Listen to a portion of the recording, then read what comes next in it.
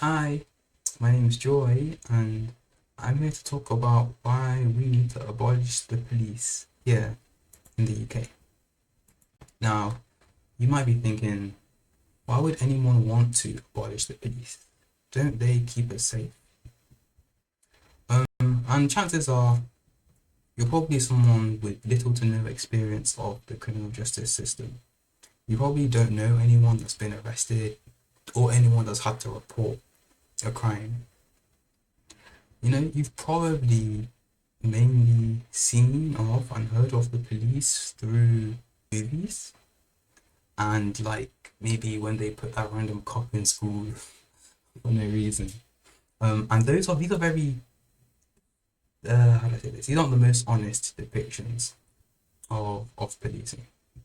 Like we like to think that the police keep us safe from random acts of harm. So like you know burglars, assaults, murders, rapists, all that stuff. But when you look at the statistics, right, it's a different story. In the UK, 82% of burglaries go unsolved.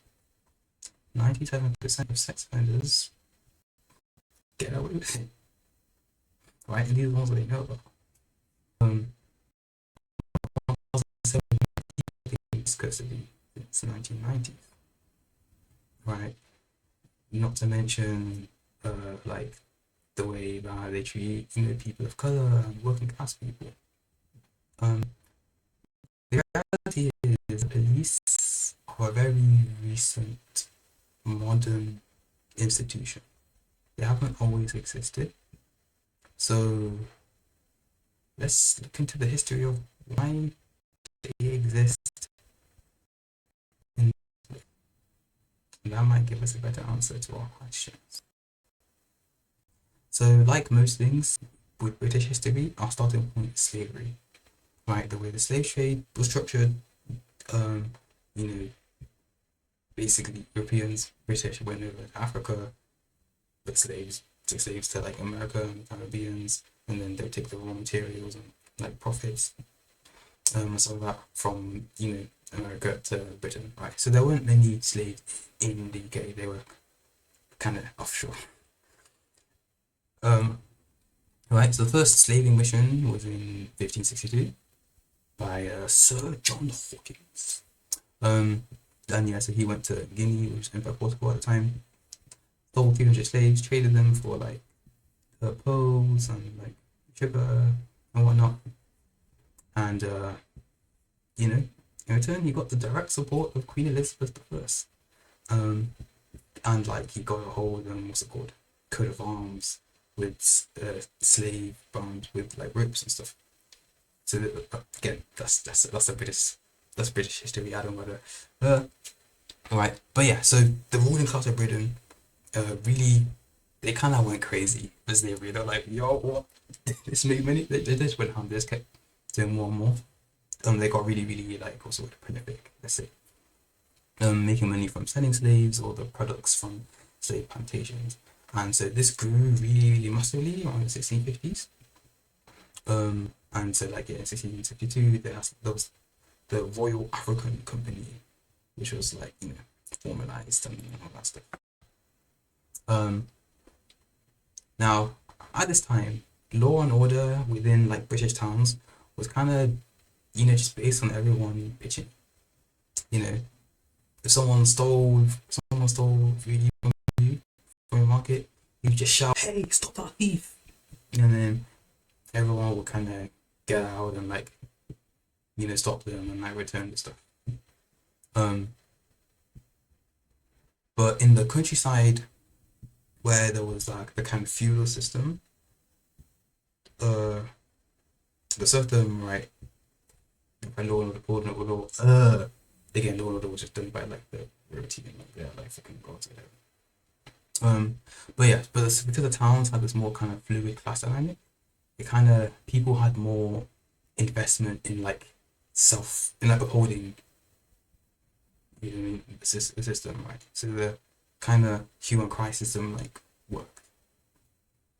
Um,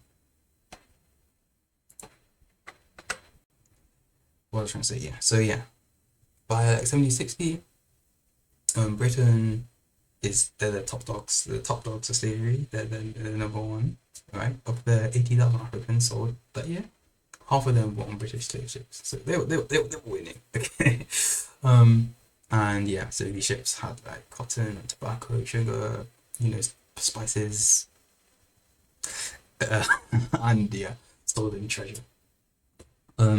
Right. So also got to do with policing. Well, all these uh shipments, right, came in through ports. And the two key ports, there was one in Glasgow and one in London. And these were key ports for the slave trade, right? Um, and yeah, in 1800, there were two acts of parliament that were passed to create publicly funded police forces at those for those two key ports for those two areas, right? So like let's say like police were first invented for the slave trade. Um, so right, for example, Patrick Colquhoun was you know a bit that's benefited directly from slave trade, right? He owned like sugar plantation and shit like that.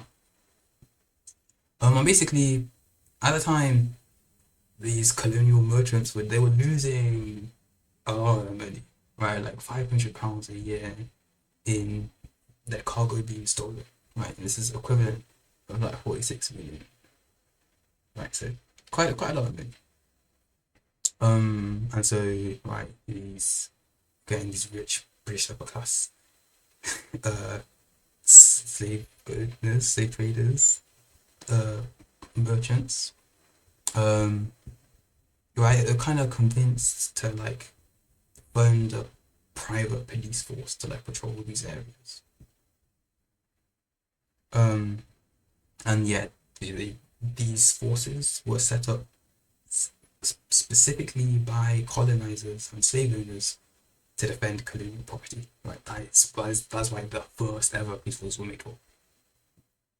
Um, and again, right, so the Thames Marine Force were set up, and they still exist today. Um, right, okay, so where, like, who was stealing all the stuff anyways? Right, where they come from? Again, let's talk about more colonialism. So, yeah, to do, let's say, what was it, 1757, the British East India Company had got a victory over like Bengal, and kind of consolidated their like presence in Bengal. And so you know they later got like a puppet government and just like expanded across India. And this brought in a whole lot of fucking money, right, from stolen treasure and all that. Which kick-started the Industrial Revolution. Okay, right, before 1857, there were inventions like the Wyatt's roller spinning machine, which just they never managed to really blow up because there just wasn't that money to, you know, invest and like support it, right? But after 1857, things like the steam engine and the spinning jenny, they were able to be, you know, properly like developed and whatever, and like so that's the key thing to notice is that like the Industrial Revolution just would not have happened without the immense wealth from colonialism. It was pretty much, it was needed, necessary, right? So like, and that's a really important thing to remember, I think. And that kind of like it plays into this, it's a bigger picture of like why the world is the way it is today. But anyways, so yeah, so all this new technology, they're able to build factories, but it's like again, factories they need people. And where are we gonna get a large supply of people to run the factories? they got them from the countryside. How? So in medieval England, there was kind of open, publicly owned, like shared, what's it called? Fields of land for like growing crops and all that. That yeah, peasants would just use to, you know, to live, to grow crops, to do whatever. But then the lords kind of started like, you know, passing off the land, closing it off, so they could use it for their own purposes. Um, and this kicked off rebellions, obviously, waves of them over the years. Right? But yes, but at the time when yeah, the Industrial Revolution and colonialism and all that, they needed workers for the factory. They closed off a mass amount of these lands and just shut them off so that specifically so that the peasants in the countryside would just have nowhere to go, nowhere to live, know how to eat, which basically forced them to move to London to work in the factories. I think, how was it? Yeah, between 1760 and 1870, 7 million acres of land, so that's a sixth of the whole English area, were changed by 4,000 acts of parliament from this common, like, this common land to this to enclosed land for the lords. Which, yeah, just kind of just force a bunch of people to move to so then by 1800s 10% of the people were lived in London. And yeah, and this is done specifically just again the ruling class of Britain, they get this land and then they also just yeah dispossess people, so specifically to fill the factory what they need. Again, what's it got to do with policing? So right, yes, these dispossessed rural poor, they would work on these factories and they formed, you know, the vast majority of the, you know, new urban working class. And the labor conditions were shit. Okay, the wages were low. There were children working in the mines. The safety was shit. People had to work 14 to 16 hours a day. There were no holidays. Like, it sucked. And people aren't just gonna put up with that. People aren't just gonna sit with that. I mean, maybe today we would, but that's another story. Right, so they started, you know, unionizing and organizing. Just kind of just like fighting for rights, like, because it was shit. And instead of, you know, listening, the ruling class, the government kind of responded by just further oppressing people. Um, they were like, you know what, it's illegal to strike, immediately strike. And yeah, and the thing is, at this time, right, only like 3% of the population could vote in parliament, right? It was specifically land owning men.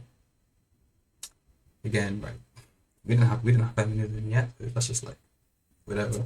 But yeah, so protesters argued that, like, you know, all men, again, not including women because we didn't have feminism yet, but like, oh, all men should be able to vote. You know, this would be better for public, you know, use of money and all that, better for everything, right?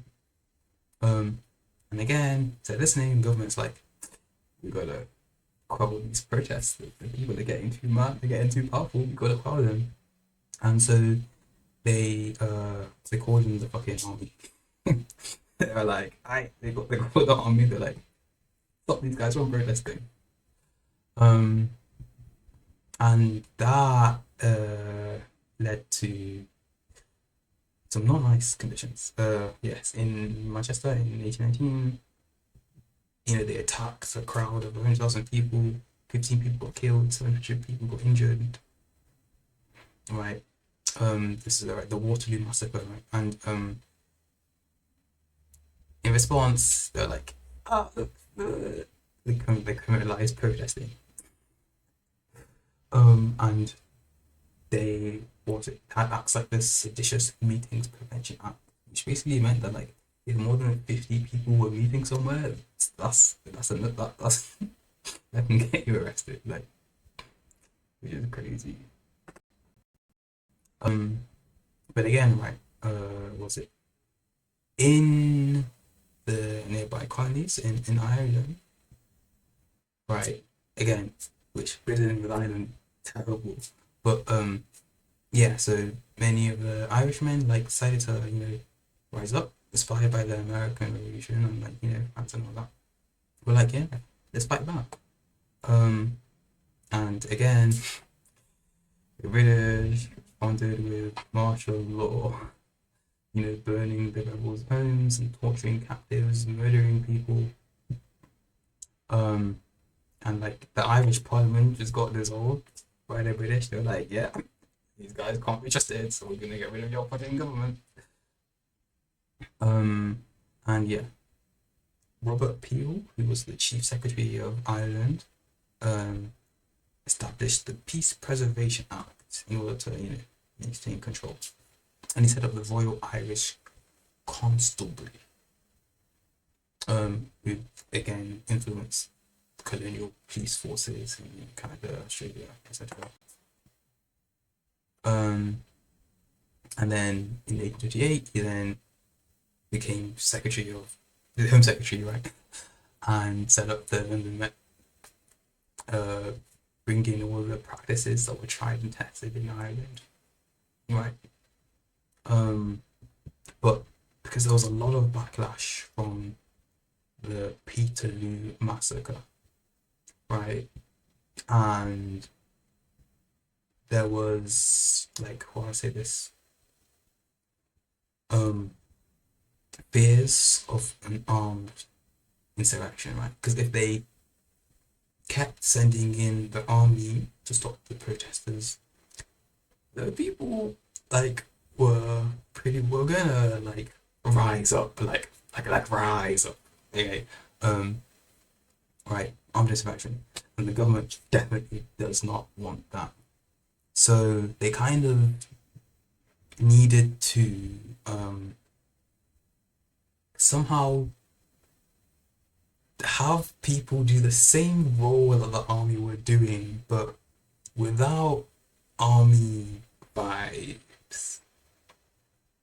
So, right, so the army guys, they had their rifles with the bayonets, they got the hats, they got the red coat, the army uniform. And so, like, okay, what if we, instead of, having army, what if we create, you know, this police force? Right, so-called PETA. And so instead, these guys have, blue coats, blue trousers, you know, handcuffs, obviously, the wooden truncheon, right? And so kind of like, yeah, doing the same role, but without the army vibes. It, it's a kind of having someone that doesn't look like they're gonna, beat you up and kill you. You know what I mean? Because again, like they don't want an insurrection or anything like that. Um, and again, there was a lot of people. He was like, the police should be full of working class people, right? Should be. He said that police work should be performed by working class men, supervised by working class men. And so all these dealers for, what the cops, what they do? To basically apprehend all loose, idle, and disorderly persons whom he shall find disturbing the public peace, or whom he shall have just cause to suspect of any evil designs, and all persons whom he shall find between sunset and 8 in the forenoon lying in any highway, yard, or other place, or loitering therein, and not giving a satisfactory account of themselves. Right, so basically just kind of just this day-to-day surveillance of the working class, and just like kind of like harassing people, street vendors, people who were just spending their free time outside, or again, anyone doing, you know, dissident politics or religion. Um, and importantly, what it did is it got this police force accustomed to everyday violence, which makes it easier to crush rebellions because it's just police work, and yeah, sometimes people are killed as a result of you know non-lethal violence. And so even though again, right, they're meant to be non-lethal with their their buttons and like handcuffs, again, like I said, people die in police custody, people get killed. Um, it's very much just vibes.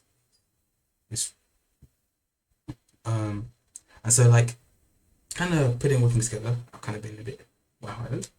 The first tax-funded professional police forces in Britain were set up to protect colonial wealth from theft.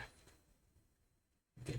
Many of those people stealing were, part of this huge influx of dispossessed country folk who moved to the cities to find wage labor in factories because the ruling class enclosed them, forced them off their land. The equipment in the factory was made possible because of colonial wealth and slave labor. The living conditions and working conditions were terrible, so they organized for social change. The government had to come up with new ways to prevent this change because sending in the army, wasn't working, and like again could lead to like insurrection. The policing practices for repressing social movements were tested, in the colonies first, and then brought to London. And this is kind of the basis for how the London Met was established in 1829. The Met Police have violence, racism, capitalist exploitation, and repression of social movements built into their foundations, right? And this is why they exist. This is what the police were made for, right? This is their actual function, right? I think it's important to make this distinction between the actual function of the police and the common myth, right? The common myth of why they're made, right? So the stats that I mentioned at the start, like 97% of sex offenders getting away with it, and even sexual assault itself only became like a crime in like the 1970s, right? And various forms of sexual assault are still not illegal. Right? When you take the common myth framework of policing keeping us safe, it's like, how do you interpret the statistics? Right? It's just, oh, they're just not good enough. Maybe we could give them more funding. Maybe better make them more powerful. When you look at the historical context, you see the real reason. The police were just never made to keep us safe in the first place. That's just not their job. They were invented to control the working class, to stop uprisings. They are a squad of violent workers to uphold the rules of the 1%. They've got violence and racism baked into their practices. Right? In the almost 200 years they've existed, the tools and the techniques that they've developed, perfected over the years, never about stopping sexual assault or keeping us safe. That's why they're ineffective at it. Because the tools of violence that they use just were not made for that. That's why we have, the crimes that we have today. Right. And so yeah, so once you have this, understanding of like this historical understanding of they're actually just for repressing social movements and controlling the working class and just upholding violence, really, and not really about keeping us safe, you might think, well, maybe we just reform them. And so that's kind of what it's not it's just been so reformed over time. And I'm gonna argue that reforms don't really work. So a couple of reforms that have been suggested were things like body cameras, right? Um, and body cameras is it increases police funding because you gotta pay for the cameras. You're giving them more money to for the budgets. You're giving them more money for the cameras. You're giving them more tools. It doesn't really challenge the idea of the police keeping us safe because it's like, oh look, if we just hold them more accountable. It doesn't reduce their tools or tactics. It gives them more tools. And what's even like sad about it is they get to control these body cameras, right? They've been known to turn off their body cams and doctor the footage, and so it actually empowers them to continue doing the violence that they do. Body cameras don't fix the police; they don't make them better in a sense. Other things like more training. It's like, well, if we just train them better, they'll be good, right? But again, this doesn't challenge the idea of them keeping it safe, right? More training, again, it still requires giving them more money, more tools, more resources. And again, it still backfires and makes things worse, right? So some examples is like, oh, well, if we just give them, mental health training, for example, then, maybe they'll be better when it comes to dealing with, people with mental health cases. And what that really leads to is now the police get called for mental health cases. So someone could be having a mental health episode, call 999, police come, and they, they go and be violent and they go and do whatever. Because again, in police training, they're trained to see everyone as a potential threat, as a potential, someone who could do whatever violence, right? That's why every cop, when they're like, oh, why did they do it? They're like, oh, I was scared, because they are trained, they just drilled into them to see every single person as a potential aggressor. And like, that's just not a mentality that you go into mental health situations with. Like, they needs, needs more care. And just giving them mental health training isn't going to take away the police training that they have. And so this actually makes people even less safe because you have this like false sense of, oh, this is a mental health situation. Let me call police to help, and they hurt people. The amount of times that happens is crazy, right? This doesn't make them more safer. And there's other reforms like having civilian oversight boards or community policing, or like let's just jail the bad ones. All these things, they kind of again still have the idea where they still are based in the notion that like policing itself keeps us safe. It's just a couple of bad apples. So if we just have more oversight or arrest them, or have community do it and like whatever. But it doesn't challenge the fundamental notion that police, they don't have safe. And again, a lot of these, they just result in giving them even more money, giving them even more tools. And so, yeah, my main argument is that like the institution of policing was never invented to keep us safe. And slowly introducing reform after reform after reform is a pointless uphill battle that will and is currently killing people. If we want to truly combat violence and harm, we must immediately abolish the police and replace them with effective alternatives that are designed for our safety from the get-go. Now, what are these alternatives? I'll see you in the next video. Yeah, I'm pretty excited to talk about alternatives. It's kind of my favorite topic. Because there's loads of really cool and creative alternative ways of like keeping people safe. Once you get rid of the idea that we need violence workers beating people up, when you take away like this mindset that we're all just drilled into from birth, there are so many creative ways um of actually dealing with harm that actually work, have been proven to work. And so I hope to catch you. But yeah, time. Fuck the police.